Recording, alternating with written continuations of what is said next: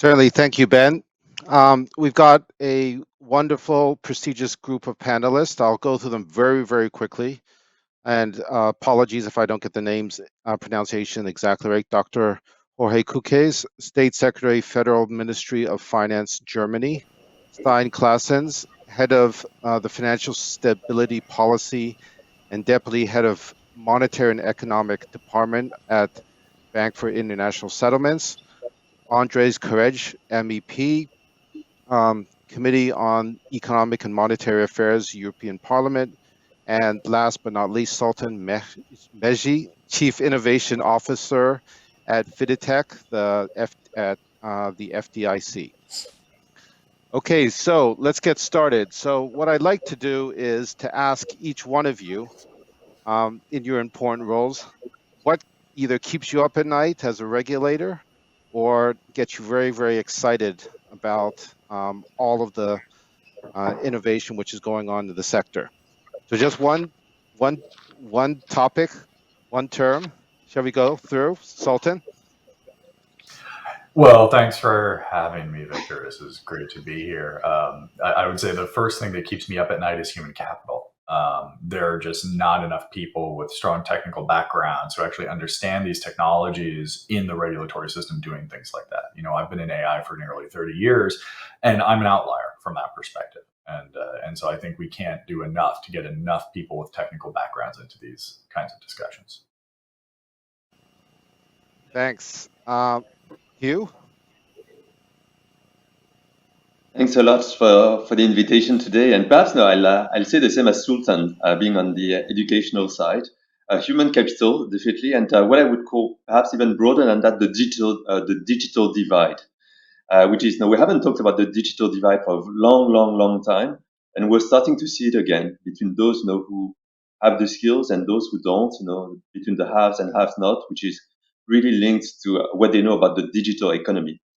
This is something that we're seeing very, very quickly happening around the world, and not just for people who usually didn't have a lot of university degrees. We're starting to see it even for very, very qualified people.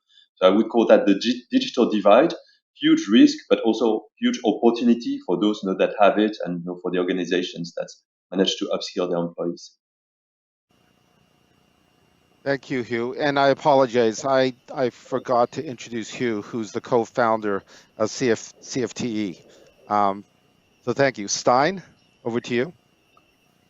Well, thanks for having me on this panel. Well, as part of the regulatory community, we always worry a lot that things kind of run away from us too quickly, and we haven't our regulatory apparatus fully in place and the supervisory part to it. In that respect, the developments are moving very quickly, particularly on the payment side.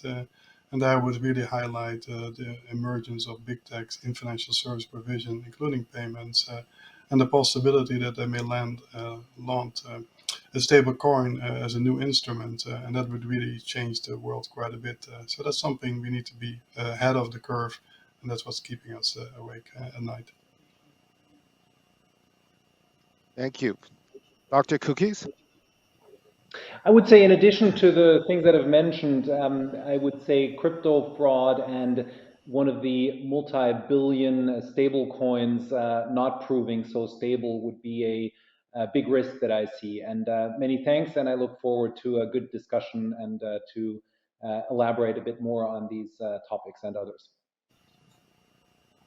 Ondřej? Yes, thank you for your question, and thank you for having me. I think I would join colleagues. Definitely, what is fascinating and what is also the source of concern for us is actually the high speed of innovation. And on the side of regulators and legislators, it's always a concern whether the regulatory framework that we are about to adopt would fit to the dynamics, would actually match that speed, what we can do so that it's not outdated when it's in place, but it's also allowing for that innovation to grow and to speed up. So I think that's one of the key concerns we have. Okay, so let's go to the first big question. Big tech is playing a very, very big role in all of these different markets. Now, we all know that there is increasingly a multipolar approach to this area. Obviously, China has made a lot of noise recently, the US. So what is the general approach of regulators in Europe, Asia, and the US towards big tech's move into fintech and its impact in the whole fintech pond? So I'm going to go to Stijn first. Stijn, your thoughts? Yeah, thanks for asking that question. Maybe useful to just to summarize a little bit what the current situation is and what's at stake. And I already alluded a little bit to that in the sense that the rapid rise of big tech firms is really changing the financial service landscape. They brought a lot of benefits, of course, including through innovation, help lower the cost of financial services, and there's a great potential for further doing that, including by enhancing financial inclusion. But there are these risks that keeping us awake at night. So we have to try to find the balance, and I think that is where the challenge comes in. If there's no regulatory response, I think the big techs could easily establish a very large footprint in the retail payment space, providing their own means of payment, and that can become a closed network. In that sense, have challenges both for financial but also for monetary stability. So it's necessary that big techs don't operate their own payment system, but have an integrated system that's accessible to all. But if they were to launch a stable coin, particularly for instance for the exclusive use, like was suggested in the Libra, but also in the Facebook DM context, that could lead to very rapid and large-scale adoption of these stable coins. And then we have even more market power concentrated in the hand of a few. And that would threaten financial stability, but also has challenges for competition and for data governance. So the stablecoin is important also because it challenges bank business models, right? Especially, particularly those that have deposits are going to be disintermediated, and that would make banks more difficult to perform the intermediation function.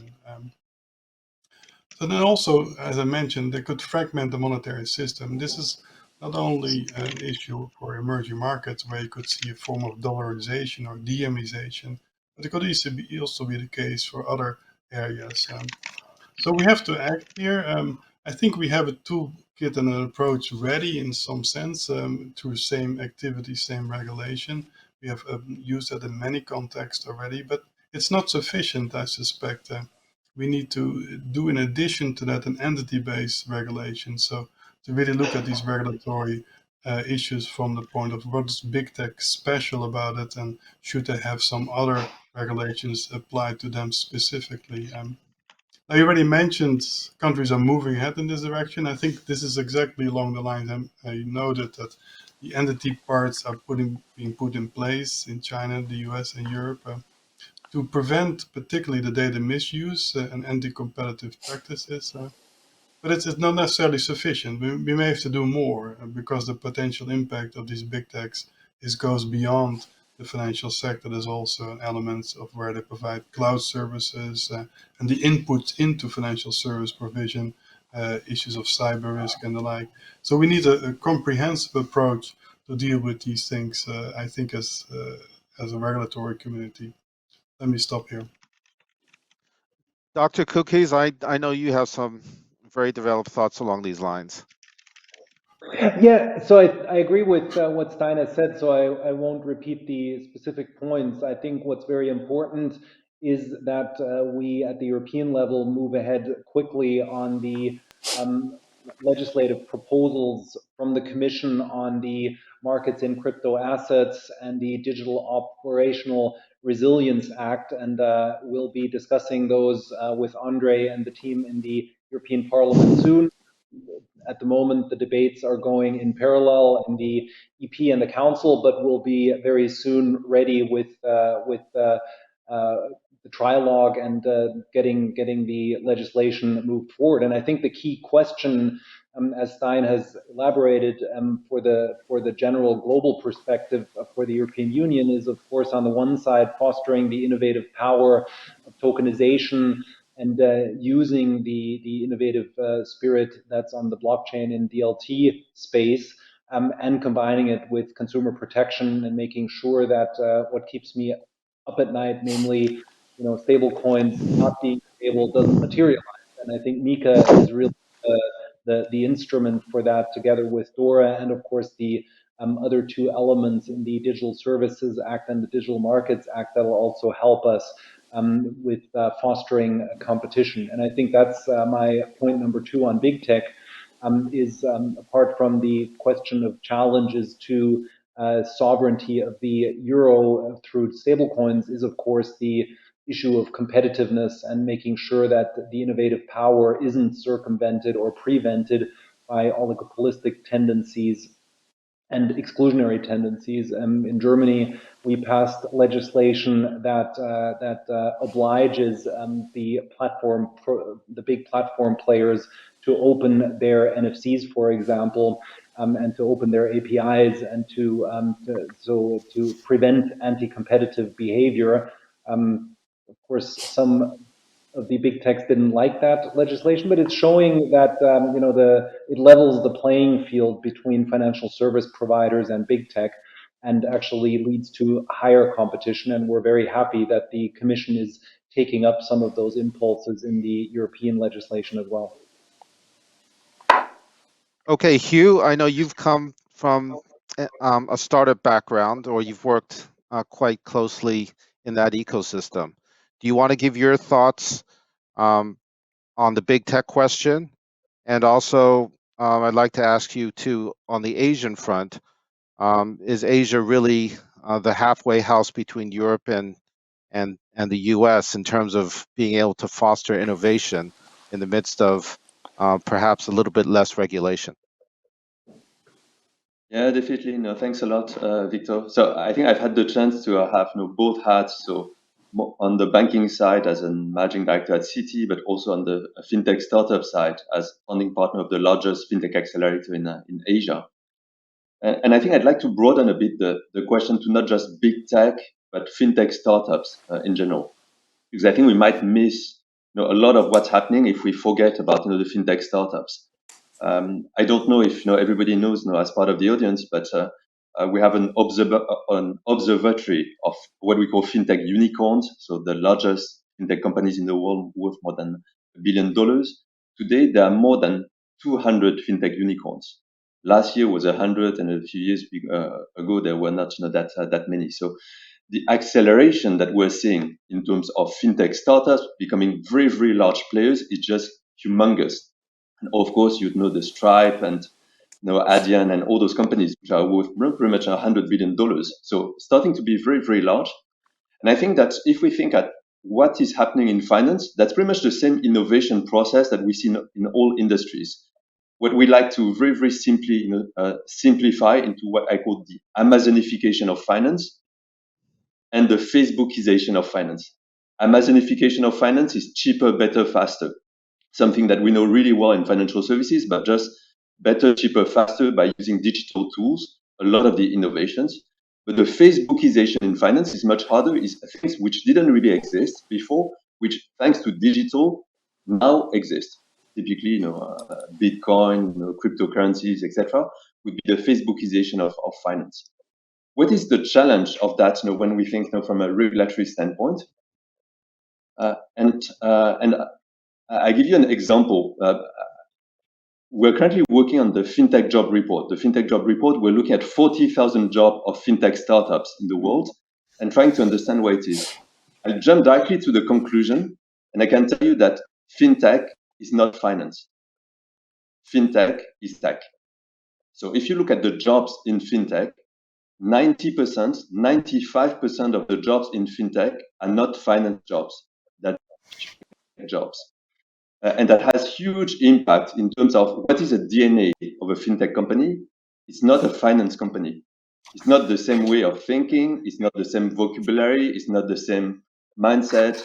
It's not at all a finance company. So if you think of a fintech company, they're really tech companies. So the vocabulary would be the same as a tech company. Words like SEO are part of fintech. They're not part of banking, for example. And so it's really, really important, because that means that from a regulatory standpoint, there's really a gap there's a huge gap between those companies which are really tech companies, which think like tech companies, which don't really have a DNA of finance at all, and regulation that comes from a finance regulation standpoint. And so I think that's a lot of the tensions that I see at the moment. And I think some of the risk in the future, which is this gap between those companies which are really tech companies, which don't necessarily understand finance, just because 99% of the people in those companies come up from a tech background, and the financial regulatory side. And what we see, of course, is that that's exactly what we saw in Asia. You mentioned Asia, but all those Alibaba and Tencent and Grab, all those companies are at the core e-commerce and tech companies, and they have naturally expanded into finance. But the way they do finance is through their own DNA, which are pure tech. Okay, so let me move to another question. What are and several of you have already raised a number of these points. What are really the core concerns regulators have around the systemic risks arising from these new fintech companies, including big tech? So I'm going to throw this one out there. Reference has been made to MiCA and so forth. Ondřej, do you want to go ahead and take this one? Start off. Yeah, sure. I think. Well, thanks for the question. I think many issues were already mentioned here earlier, but it is really about providing a regulatory framework that is sort of resilient enough to take on board all those various initiatives that are taking place. And I think in my view, it's really about seeing how we can make sure that the principles that are key and that are the cornerstone of the existing regulation in the financial services, that those principles are also respected by all the other players coming into the sector. So it has been mentioned earlier, the rule of same activities, same risks would require same rules, and I think this is something that should be always on our mind when we discuss the regulation. In terms of main concerns when we, for example, discuss MiCA or other related legislation, and I think it will be the same case also for the digital legislation that was mentioned by Jörg Kukies, the Digital Services Act, the Digital Markets Act, the Data Governance Act. I think those will be all sort of indirectly translating these principles into regulatory practice. And I think the key here it's to sort of make sure that what we're trying to achieve in terms of consumer protection, investors protection, but also data protection, the cyber resilience, issues like the sort of consistency of the financial services that are provided. In terms of anti-money laundering and counterterrorism financing legislation and the framework we have, that all these principles are sort of respected also in the upcoming legislation. As it has been mentioned, we are currently discussing in the European Parliament the markets in crypto assets regulation, extremely complex and detailed proposal. But this is exactly what is one of the key actually concern and key issue that is part of our discussion.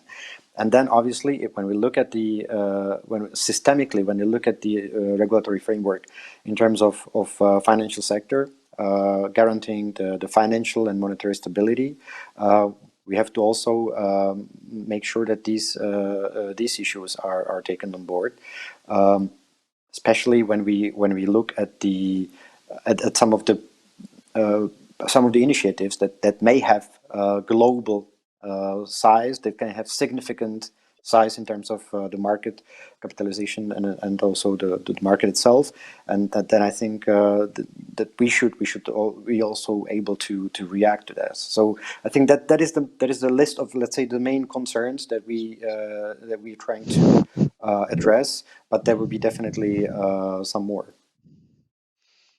Okay, Sultan, we haven't had a chance to move to you. Any of your thoughts on either the systemic risk question or even the regulator question globally?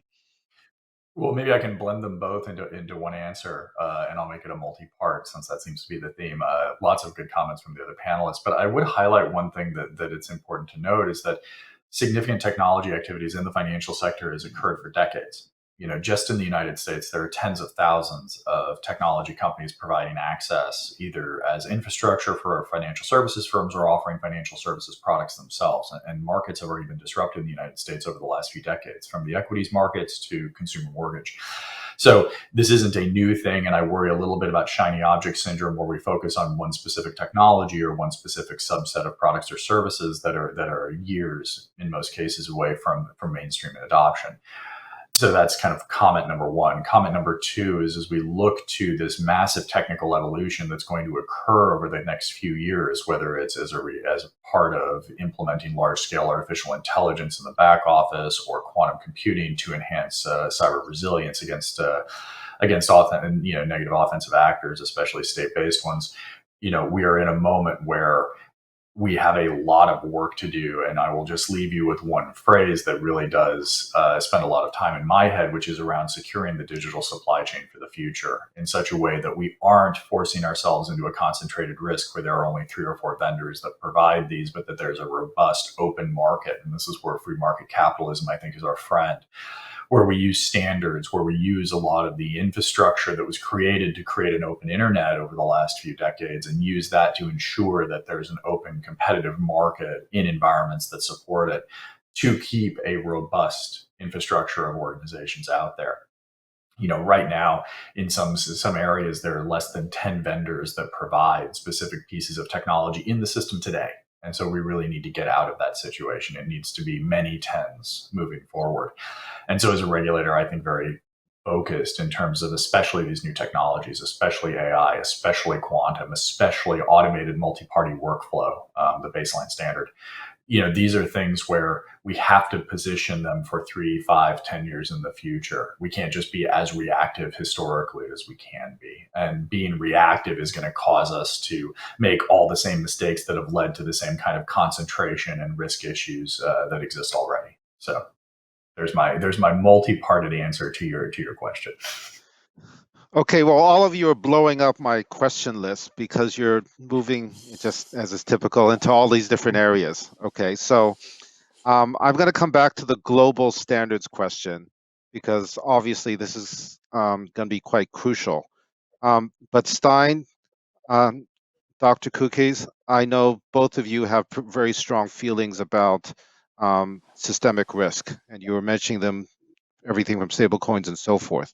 Stijn, do you want to go first? I know you have some very distinct thoughts on this. So maybe just to step back a little bit, yes, regulation is going to have to be a big part of the response, but it's not the only part, right? We also have to improve the system as it is, and because partly what we observe is a response of the consumer that they find these services attractive and useful, however, not necessarily considering all the risk. So we need to improve the payment system, for example, as it is. Many countries are doing that, and I think we can further enhance that both on the national level. Some of the agencies here at the BAS, the CPMI, is a committee that's working on improving also the cross-border part of it. So how do you make it easier to exchange between various countries, currencies and remittances and what have you? And I think partly that requires a little bit of an innovative mode also among the central banks and other agencies that are involved in this space. We're trying to help there as well. We have an innovation hub where we bring these people together, talk about technology and standards that can help, let's say, in the messages and what have you of interlinking payment system. Because that is also a way to mitigate kind of the pressures that coming from the user that wants this basis. Having said that, regulation is important, and we are putting in place some pieces of it on the crypto side specifically. You can talk about that. The CPMI, IOSCO, which are two of the committees that are engaged in international standard setting, have come out with a report last week on stable coins, how because they mimic in some sense a payment function that was already regulated by them to what they call the principles for financial markets infrastructures. They now have come up with some guidance. It's out for consultation that can help create a global standard on how you would want to regulate these things. There are many details. We don't have time to get into it. It's about governance. It's about risk management. It's about the standard things of making sure we also have a level playing field around the world. But that is an example of where we can collectively make progress in this area. I'm optimistic there. It's not the only piece, however. More needs to be done. We know from FATA, from AML, etc. A lot of work is already underway. The Financial Stability Board, we haven't talked about that, but again, it's an agency that's pushing for that. So working together, I'm optimistic, but it's not easy. Let's put it this way. We have history, it can be done, but sometimes it takes a crisis. Let's try to avoid the situation that we have a crisis brewing here, and only then do we make the necessary steps. Dr. Kukies, and I know you're a MICA expert, so MICA and stable coins. Yes, I think what Stijn has said is all of these points I agree with. What I would add is the topic that I mentioned at the beginning, the risk of crypto fraud. I think that's something that more and more is becoming an issue of concern, where at the beginning the view was the usage of crypto assets isn't sufficiently large yet to merit a categorization as a financial stability risk, but I do think with the adoption rates and the volumes increasing very substantially, that's something that we are monitoring very carefully. And as Stijn has mentioned, FATF, I think the important point for the global community is to make sure that we implement the so-called travel rule quickly and strongly, namely the obligation for those who provide transfer services of crypto assets to be able to identify both sender and recipient. I think that's extremely important. We in Germany have implemented that with the beginning of this month. There's European legislation on its way. There's a global consensus on this. And I think that's one of the extremely important points sort of at the intersection between anti-money laundering, terror finance, combating activities, and systemic risk in our systems, where we have to make sure that the rules and regulations that we apply for standard transfers of money also need to be applied for crypto asset transfers. And then on the systemic risk side on stablecoins, I think the MiCA approach, I think, is the right one, namely to say that we want to set up a framework that is acceptable and manageable to identify what the minimum standards are for the assets held against the issuance against stablecoins, for the transparency obligations of the collateral held against stablecoins issued, for the rights of consumers to access the collateral. All of these things, I think, are extremely important, and some of the news flow over the past few days have shown are highly, highly relevant issues, where we have to make sure that we oblige anyone who calls themselves stable coins to also adhere to standards that avoid potential systemic risk. And of course, the last but not least topic that the BIS is working on, we are working on in the ECOFIN, under the leadership of the European Central Bank, is of course the questions of what financial stability risks do central bank digital currencies potentially come with. And I think that's one of the issues that we're looking at very carefully. The ECB has made some very interesting analysis on how to potentially avoid systemic risks coming from CBDC through capping the volumes or introducing tiered rates as a solution. That's something that obviously the ECB is looking at very carefully, and where we are accompanying the very innovative work of the ECB to make sure that we also supply potentially the legislative framework that's necessary. And I think that's one of the other issues, and was the first topic of discussion among finance ministers, is that, of course, we don't only look at central bank digital currencies in our own currency area, but also think about the interoperability and the opportunities and the risks that comes with it. how we think about making central bank digital currencies interoperable at the global level, of course, and how we get into a collaboration in all of the fora that Stijn mentioned to make sure that we both take advantage of the benefits of interoperability to, for example, reduce potentially the cost of remittances and make the payment system globally more efficient and cost effective.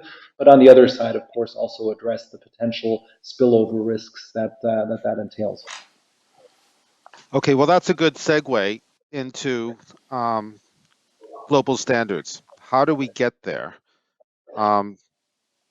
with all of the different topics all of you have mentioned from CBDC onwards? So how do you get everybody to the table?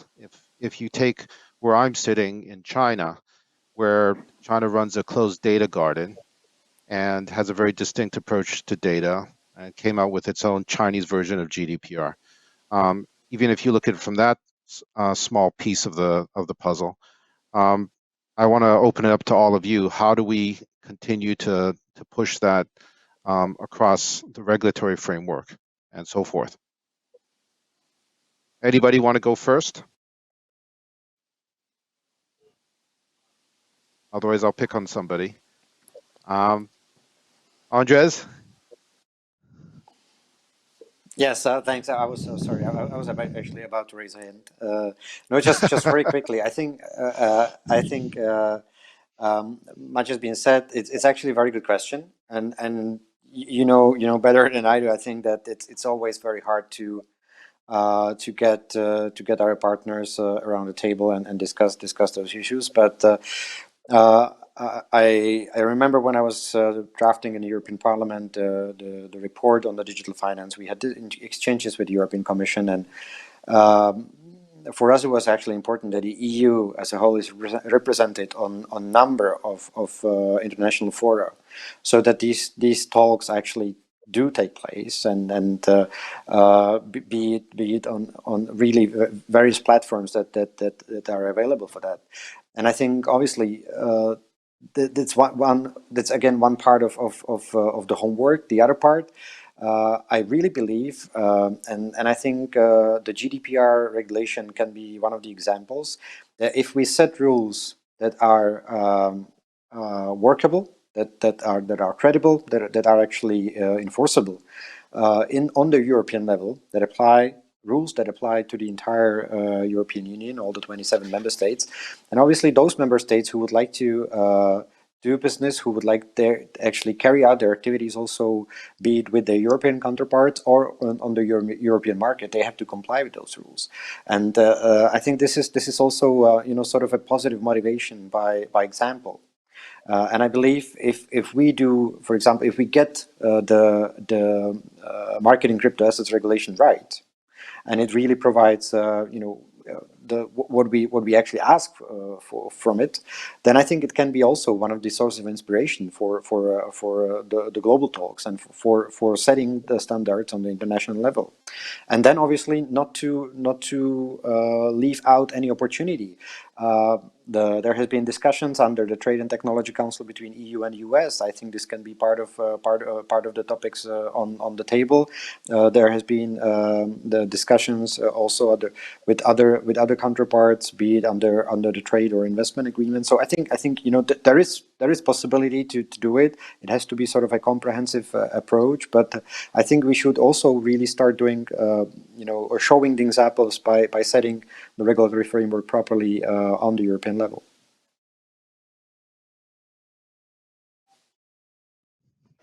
If I can Anybody add, else? perhaps, Go ahead, please. yeah. You. If I can add perhaps to that, and to totally reflect on what Ondřej just said, open banking and PSD2, I think, was a very, very good example of this.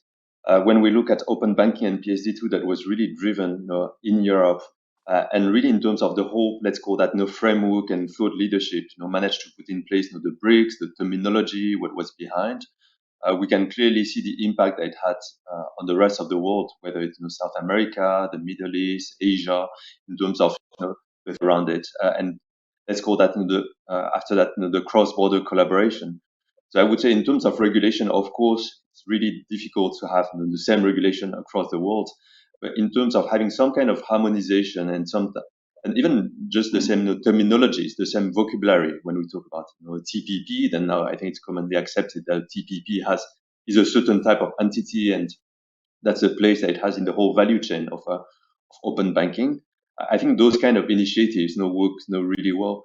In terms of closer cross-border collaboration, we've seen much more, for example, in Southeast Asia, for example, let's say between Singapore and India, and the connection between the real-time payments of UPI and Pay Now. We're starting to see this, but of course, it's much more, I would say, local. And I doubt that we'll see those kind of real-time payments across the world in the near future. But let me push you guys a little bit further. Where is the global standardization most likely going to come where you can pull together common interest? I mean, we're regulatory heavy on this panel.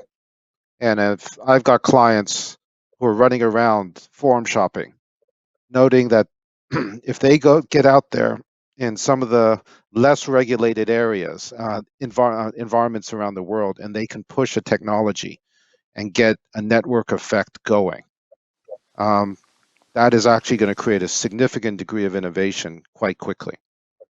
So where's the low-hanging fruit on the global standardization? Where do you think that common interest can be established?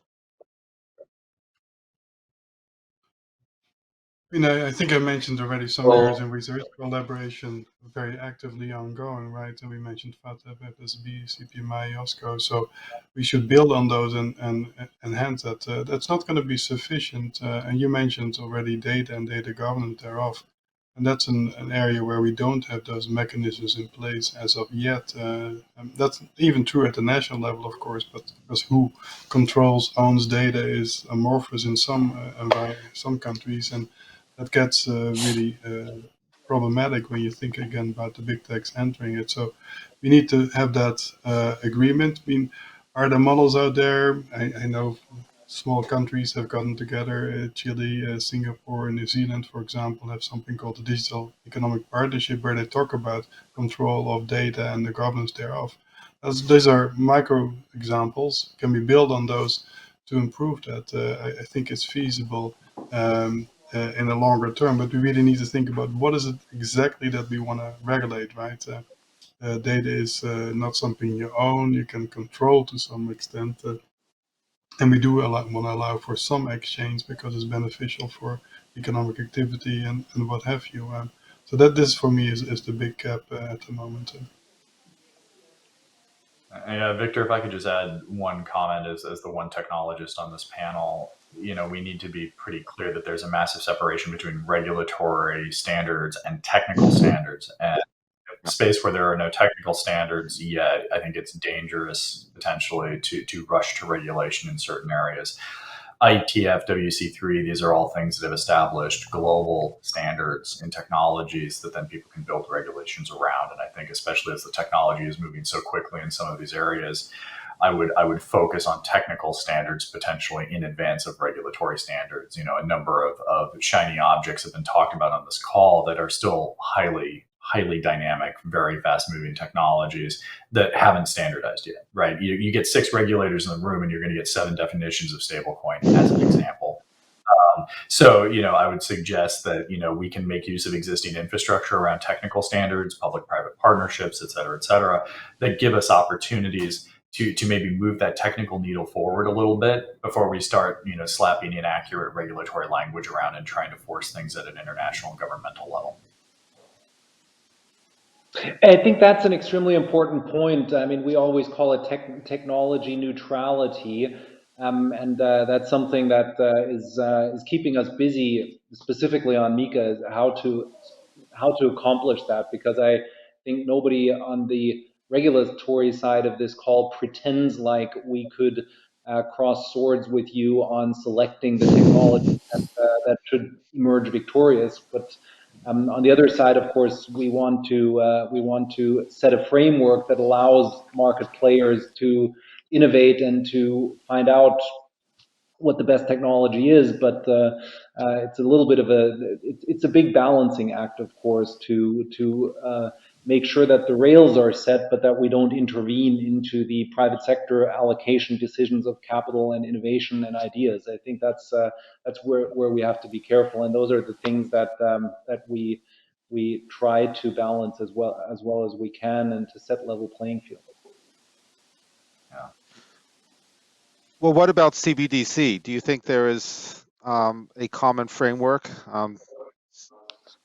Well, on CBDC, I think also the balance that we have to strike is, on the one side, take into account the financial stability risks that are very obvious from the potential flight to quality in a potential crisis. But you know, I think we also at the same time have to be careful that we don't over engineer it by thinking only about the financial stability risks, because to me, the equally relevant risk is that we spend a huge amount of time figuring out CBDC architecture, but then nobody uses it because the private sector has innovated so much that you know, the use cases of the CBDCs just don't exist. So I think the central banks also have to be cognizant that they can only provide a framework around which private sector participants then innovate. And I think that's the challenge to the CBDC discussion, that we don't only focus exclusively on the risks, but also think about how we actually get people to use it. Because the worst thing is, you get a CBDC that nobody uses while markets are calm, and when a crisis erupts, everyone flees into the CBDC. That would certainly be the most disruptive and economically inefficient way to go. Yeah, I agree. I mean, the CBDC is very much a means to an end, but you really have to define what your goal is and what is the use case. That's not always clearly defined. Is it a early substitute for cash? Is it financial inclusion? Is it reaching out to those you couldn't have physical transfers to? And all of them are legitimate objectives, but they have also different designs in mind. And central banks, if they're going to issue those, are only going to provide the very backbone in the back. They cannot do the user interface and all the technology. They're not equipped to do that. So it has to be a collaborative effort, regardless of CBDCs. So I really think of it as can we develop it as a platform that allows for a fair competition, and on top of which can be other things can be built, including programmability and what have you, that the user in the end may be asking for. That's not a task for the regulatory community, that's for the private sector to innovate. But the stability is something that the central banks have to guarantee, of course, and really think ahead. This is only going to have one chance at it, so it has to be done in the right way. And just to add, that's precisely why I think the linkage from central bank digital currency into tokenized commercial bank money that can have all of these programmability aspects that can really drive innovation is extremely important. We did a task force with our leading industry players, and the use cases being developed for programmability of currencies is extremely interesting. The other point that we haven't raised yet, I think that also ties into this concept, is to develop further the self-sovereign identities, i.e. digitize identification methods provided by sovereign entities that could be trigger another wave of innovation that could be very interesting, I think. Okay, so Dr. Kukies, I'm going to throw another tougher question out at you, and I'm not going to put Sultan on the spot being the only U.S. participant here, but you talk about tokenization, and tokenization, fractionalization, and I'm a U.S. lawyer, gets into all the securities. Is this a securities question, right? And how then do you protect the less sophisticated investor in dealing with these potentially, how should I say, financially embedded products? So how do you keep that balance? That's a tough one, but I'm going to throw that out there to all of you.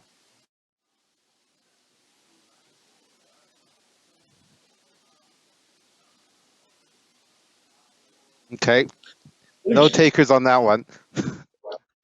No, I mean that's precisely what we're trying to do with the legislation, for example, in MiCA, right? I mean where is the boundary between a financial product?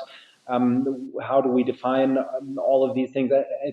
How do we then supervise them? How do we make sure the issuance process, the custody process, the settlement process adheres to the stability rules that we established in the securities market, for example? That's always a useful analogy, but of course, because the line between e-money, stablecoins, securities is sometimes still uncharted territory, we always have to be very careful to avoid the mistake that Sultan has mentioned, namely to sort of rule out certain technologies while we're making the rules. That's the balancing act, I think.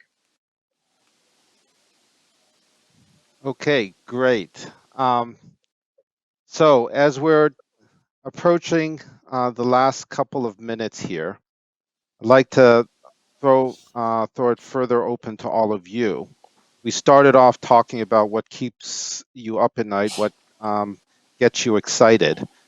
Now, having heard from each other, is there anything else further on your list that you want to go ahead and throw on the table? Yeah, perhaps if I can start. And so listening to all my fellow panelists, I think fully agree on all the points that you mentioned in terms of the need for regulation, what needs to be done. I think I'll add one. And you remember, Mark Andreessen a very, very long time ago was saying, software is eating the world. And of course, he was not totally right. Went into a world of software. What I would like to say, and what we say at CFTE, we say tech is eating finance. And I think this has happened, and this is really happening. Finance, for me, is a tech industry. Just like pretty much all industries have become tech industries. Just like, for example, the largest retailers in the world is Amazon. Is Amazon a retailer or is it a tech company? But that, I think, is really, really important. It has a lot of ramification in terms of the way we regulate. It's really, really different. Those companies, those hundreds of fintech companies which are worth more than $1 billion, they're not finance companies. And I think it's really important. They're not thinking as finance companies. They don't have a DNA of a finance company. They're tech companies. In terms of the skills, the people who work in, it's much, much easier to move from Uber to a fintech startup than to move from Citibank, where I used to be, to go into a fintech startup. There are a lot of ramifications from this, and I think a lot of blind spots that I think we have on the regulatory side. For example, Facebook that went down and people couldn't use their Instagram. Of course, a lot of people complained. But what about the whole payment system? That's much less good. What about if you lose all of your money because of some cybersecurity issues? I think those are the really, really critical issues we're facing today as we're moving to a world of digital finance. And it is moving much, much faster than what any of us can think of. So of course, all the, let's call that what I call the Facebookization of finance, CBDCs, the world of cryptocurrencies. That will come, but I think that will take time. I would say much, much more urgently. Today, the world of finance is a world of digital, and it is a world of tech. And I think the blind spot that we have is that we're really coming too much from a world of finance, because we have to think of it through the angle of technology. I don't know if anybody would agree on this, but having been in those different worlds, and I'm very, very convinced about that. Yeah, I actually agree 100% and would probably extend it even more to say that, if you're thinking about hiring, you're thinking about bringing people into your organizations and you're going down this digital journey, I'm a professor, and one of the things that I tell my students is it's great to have functional domain experience in finance or macroeconomics or whatever, but if you don't have at least as much expertise in tech, you're not going to be able to actually do your job. And as we go, we get through Gen X, which I think most of us are here, and we get into the millennials and the next generations, they're going to be predominantly digital actors with domain experience, kind of as parallel to that. And moving through this, the digital haves versus digital have-nots, which was highlighted earlier, is a real issue, not just from an entity perspective, but from a human capital perspective. So coming back, we really need to ensure that conversations like this in rooms like we are all in on a daily basis have people with technical expertise in them, because we cannot separate what we're trying to accomplish from how we choose to get there, which I think Dr. Kukies and Stijn both highlighted quite well. But we have to get to a point where, there's actual technologists in the room having these discussions. And without doing that, I think we're going to potentially open ourselves up to lots of errors that we will have to then go back and fix years later. I couldn't disagree. I couldn't agree more, because we trying to do that a little bit in our BS Innovation Hub. We've been hiring technology people, but it's a scarce commodity, unfortunately, and they're not easy to get. But we realize we have to do that. You asked about other gaps. I mentioned the data governance gap. I think that is a serious one that we really need to come to grips with. What agency is out there? I don't know. There's intellectual property right agencies that get into these issues on a global level, but we should really work very hard to make that happen. The other area I would say is competition policy hasn't caught up either fully with the new developments, right? And that applies not to big techs in finance only, but applies to big techs more generally. Unless we have a clear paradigm there, again at the global level, it's going to be hard to operate some of these things, right? Because we know, and I will go back to my entity-based approach, we sometimes have to get to regulate the entity of the big tech, because they have both competition issues, but also financial stability issues. So we need to see that balance in the right way. We're not there yet.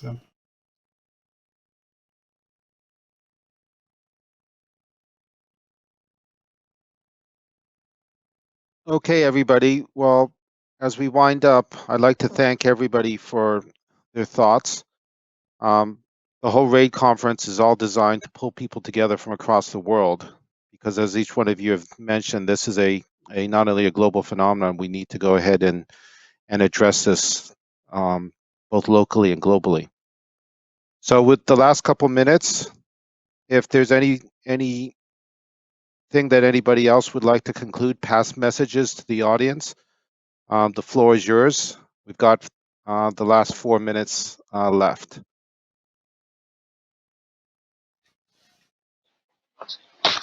I think the point that you made is extremely interesting. Who is eating whom? I attended a session yesterday where an academic showed the global price book ratios in different industries, and surprise, surprise, the technology industry and the classic financial industry are at opposite ends of that. So it's pretty clear how the market views things. And of course, there's now a separation within the classical finance industry, because everyone is looking at that and saying we have to redefine ourselves as tech companies. So I think that is an open question on where that goes, and we're trying, of course, with the digital operational resilience legislation, trying to make sure that that process happens in an orderly way, because it's obvious that that the aspiration of those who are trading at low multiples will always be to reach the higher ones. So the transformation process is not very surprising. On the other side, we're hiring, right? What Sultan says is falling on very open ears. Both at the ministry level and the supervisory level, we are trying desperately to hire technologists. But I can only echo what Stijn says. The public sector is having a really hard time attracting those who can really compete at the highest level there.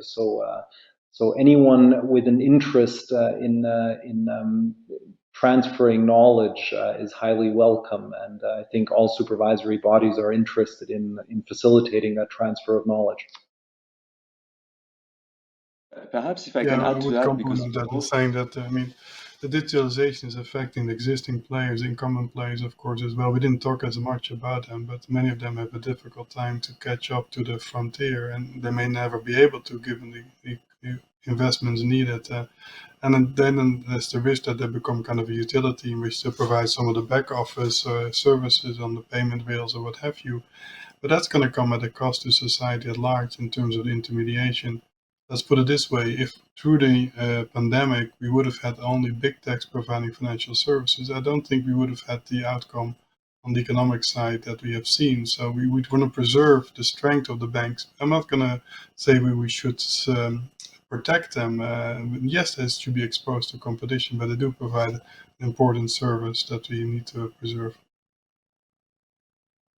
And perhaps adding on what both what you said, Stijn and Jörg also, of course, now hiring technologies is necessary, but it's hard. There's something which is much easier, is making sure that everybody in finance can speak technology, can understand tech, and have the basic foundations. And this is much, much easier to do, which nobody does, I would say. You were talking about large financial institutions. When they spend, for example, $1 billion in technology, they don't even spend 1% of this to train their employees to understand what is technology. So I think if there was a very simple leverage, it's about upskilling existing people rather than just trying to get technologists to get into financial services. Okay, so that brings us close to the end. I'm going to try to get in the last word here because my gamer nieces and nephews wanted me to ask a question to the regulators. I don't expect you to answer it, but if you imagine a play-to-earn game where they are making digital currency within the context of a game, and they're able to transport it across the world to their friends. So much for your AML controls, your exchange controls, and so forth. I'd like to leave it with you as to, I would love to have a discussion as how each one of you as regulators would look at trying to deal with that form of cross-global currency, particularly when they're only 12 and 13-year-olds. Okay, with that note, thank you very, very much for a great panel. We could continue talking for quite a bit longer. But again, thank you very, very much.